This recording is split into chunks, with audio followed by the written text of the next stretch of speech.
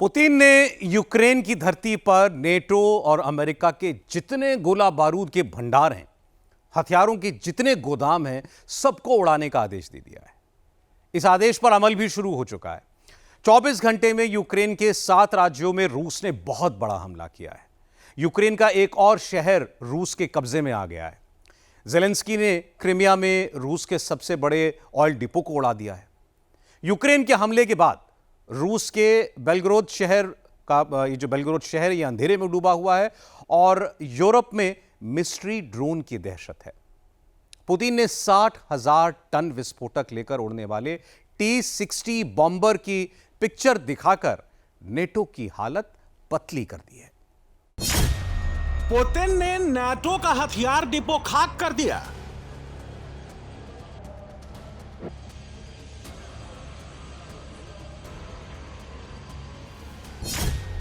छब्बीस देश देखते रह गए। पुतिन ने नाटो के हथियार जला दिए।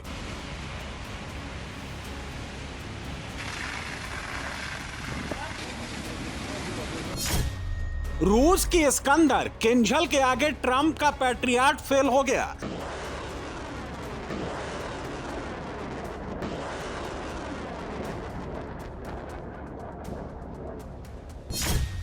नाटो देशों के एक्शन नहीं लेने से ज़ेलेंस्की गुस्से में ब्लास्ट हो गए।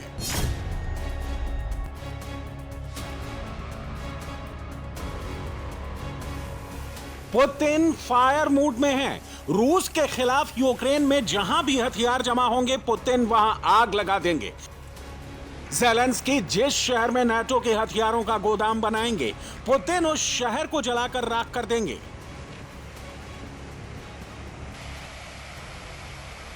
यह यूक्रेन का पश्चिमी शहर लवीव है। पोलैंड बॉर्डर से सिर्फ 65 किलोमीटर दूर है। लवीव शहर और उसके दूर दराज के इलाकों में अब भी आग के शोले उठ रहे हैं। रूसी मिसाइलों ने लवीव को जलाकर राख कर दिया है। लवीव की पहचान स्पैरो इंडस्ट्रियल पार्क आग के शोलों से घिरा हुआ है। दफ्तर, फैक्ट्री, रिसर्च सेंटर सब जल रहे हैं।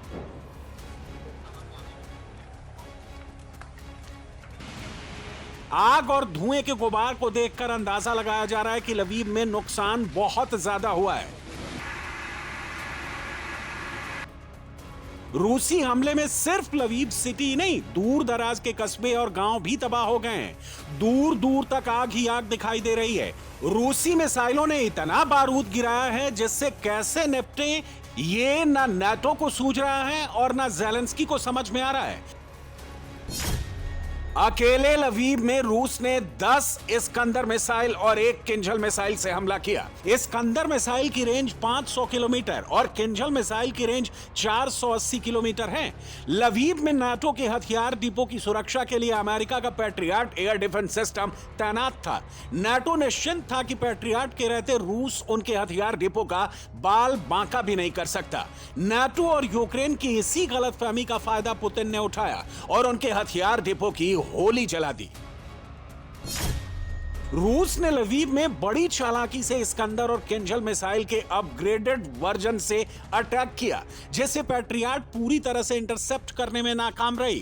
रूस ने इस्कंदर और किंजल मिसाइल को अमेरिका के पैट्रियट एयर डिफेंस सिस्टम को चकमा देने के लिए हाल ही में अपग्रेड किया है। रूसी इस्कंदर और किंजल मिसाइल का अपग्रेडेड वर्जन अचानक दिशा बदलता है, जिससे पैट्रियट के लिए उन्हें रोकना असंभव हो जाता है। यूक्रेन में तैनात अमेरिका के पैट्रियट एयर डिफेंस सिस्टम की सटीकता जहां अगस्त में 37% थी, वहीं सितंबर में घटकर केवल 6% रह गई। अक्टूबर शुरू होते ही रूसी मिसाइलों के आगे पैट्रियट बुरी तरह से फेल हो रहा है।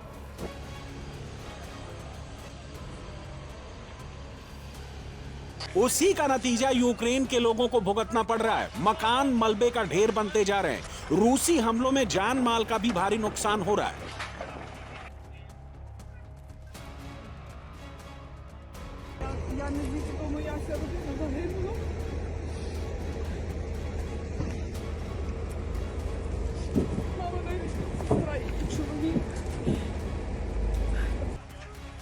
लवीव हमले में 5 लोग मारे गए, जिनमें 4 एक ही परिवार के हैं। रूसी मिसाइल अटैक में जान गंवाने वाली एनास्तासिया सिर्फ 15 साल की थी। उनका घर लवीव से 50 किलोमीटर दूर लपाविका में था। मिसाइल जब उनके घर पर गिरी तो सभी लोग सो रहे थे, किसी को भागने का मौका नहीं मिला। उनके आसपास के कई मकान भी रूसी हमले में ध्वस्त हो गए। कुछ लोगों को सुबह सीढ़ी लगाकर खिड़कियों के रास्ते निकाला गया। मिसाइल अटैक के बाद परिजन और रिश्तेदार रोते बिलखते मलबे में अपने लोगों को खोज रहे हैं। मैं नहीं जानती, मेरा पूरा परिवार मारा गया। मेरी सास, बहन और पति की मौत हो गई। मेरे भाई की पत्नी और बेटी भी मारे गए। मेरा भाई बाल बाल बच गया। गली में रहने वाले मेरे कुछ परिचित दौड़कर आए और मुझे मिसाइल अटैक के बारे में बताया। ये बहुत डरावना है। 21वीं सदी में ये हमारे देश में क्या हो रहा है और दुनिया तमाशा देख रही है।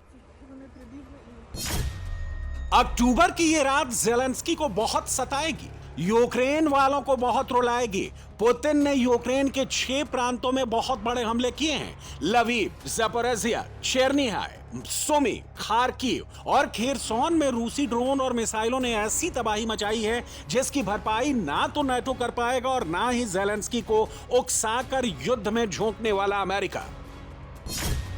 रूस ने रात में यूक्रेन पर 53 मिसाइलें दागी, जिनमें 14 मिसाइल एयर डिफेंस सिस्टम को चकमा देकर टारगेट पर लगी। इन हमलों में यूक्रेन ने क्रूज और बैलिस्टिक दोनों तरह की मिसाइलों का इस्तेमाल किया। रूस ने मिसाइलों से पहले 496 ड्रोन चलाए, जिनमें 57 ड्रोन को यूक्रेन का डिफेंस सिस्टम नहीं रोक पाया और वो टारगेट पर लगे। रूस ने एक रात में कितना बारूद गिराया उसका अंदाजा इन तस्वीरों को देखकर लगा सकते हैं।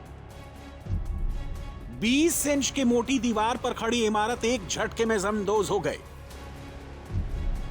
आसपास के बने कई मकान भी मलबे का ढेर बन गए। ज़ेलेंस्की ने जब से अमेरिका से लंबी दूरी तक मार करने वाली टॉम हॉक क्रूज मिसाइलें मांगी हैं, तभी से पुतिन बहुत गुस्से में हैं। उनके गुस्से का अंदाजा इस मैप से लगा सकते हैं। यूक्रेन का पश्चिमी कोना हो या उत्तर और दक्षिण का, कोई भी हिस्सा पुतिन ने नहीं छोड़ा। सब जगह ताबड़तोड़ हमले बोले। यह यूक्रेन का ज़पोरिज़िया इलाका है। बड़ी बड़ी मल्टी स्टोरी इमारतें रूसी हमलों के बाद रहने लायक नहीं बची हैं। रूसी हमलों से पहले यह ज़पोरिज़िया की सबसे पॉश सोसाइटी थी। लोगों ने लाखों खर्च कर यहां फ्लैट लिए थे। अब ज्यादातर फ्लैट की खिड़कियां टूटी हुई हैं। धुएं से बिल्डिंग काली पड़ गई है। रूस के ड्रोन हमलों ने पूरी इमारत को कमजोर कर दिया है। इक्का दुक्का लोग ही इमारत में बचे हैं। ज्यादातर लोग यहां से भाग गए हैं।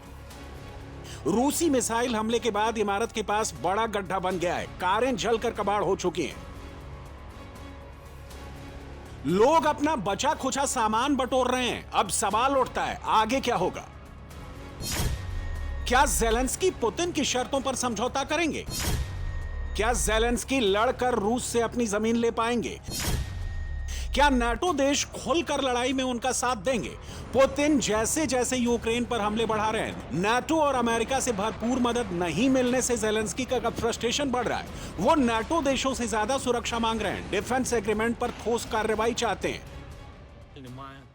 और दुर्भाग्य से पूरी दुनिया खामोश है, जब उन्हें बहुत स्ट्रांग रिएक्शन देना चाहिए ताकि हमलावरों को पता चले कि वो क्या कर रहे हैं। पुतिन ऐसा करके दुनिया का पश्चिमी देशों का मजाक उड़ा रहे हैं। रूस ने युद्ध रोकने के हमारे हर प्रस्ताव को खारिज कर दिया। सर्दियों से पहले पुतिन हमारे इंफ्रास्ट्रक्चर को तबाह करने में लगे हैं। वो यूक्रेन के गैस और पावर जनरेशन और ट्रांसमिशन सिस्टम को निशाना बना रहे हैं और दुनिया का रिएक्शन जीरो है। हम लड़ेंगे ताकि दुनिया खामोश होकर तमाशा न देखे और रूस इस दबाव को महसूस करे। वहीं पुतिन का इरादा इन्हीं सर्दियों में मामले को खत्म कर देने का है। इसीलिए अब पुतिन ने यूक्रेन के पावर इंफ्रास्ट्रक्चर पर हमले बढ़ाए हैं। यूक्रेन के रेल इंफ्रास्ट्रक्चर पर प्रहार तेज कर दिए हैं। पुलों और सड़क मार्गों पर बमबारी बढ़ा दी है। यूक्रेन पर रूस के ड्रोन अटैक की तस्वीरें रूसी डिफेंस मिनिस्ट्री ने जारी की हैं। आसमान में रूस का ड्रोन उड़ते हुए आता है।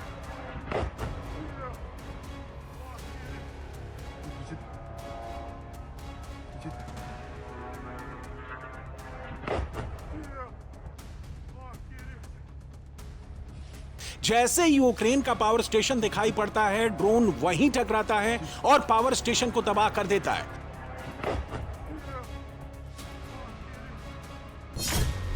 रूस यूक्रेन की करीब 21% जमीन पर कब्जा कर चुका है। रूसी सेना यूक्रेन के 7 राज्यों के बड़े हिस्से पर कंट्रोल कर चुकी है। रूस ने अब डोनेट्स्क के एक और शहर किस्मोनवका पर भी कब्जा कर लिया है। यहां बीती रात रूस ने यूक्रेन के मिलिट्री इंडस्ट्रियल कॉम्प्लेक्स पर हमला कर उसे तबाह कर दिया।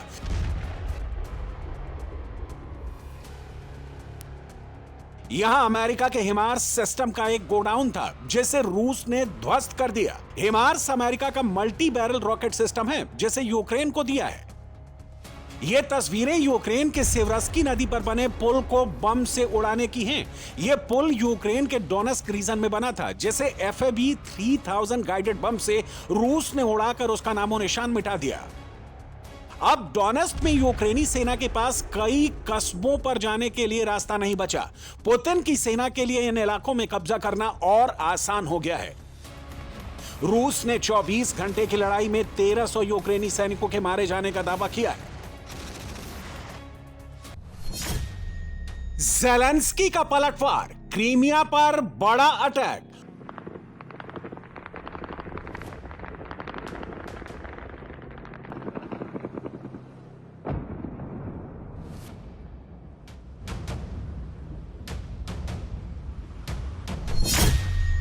रूस का फियोडोसिया ऑयल टर्मिनल तबाह।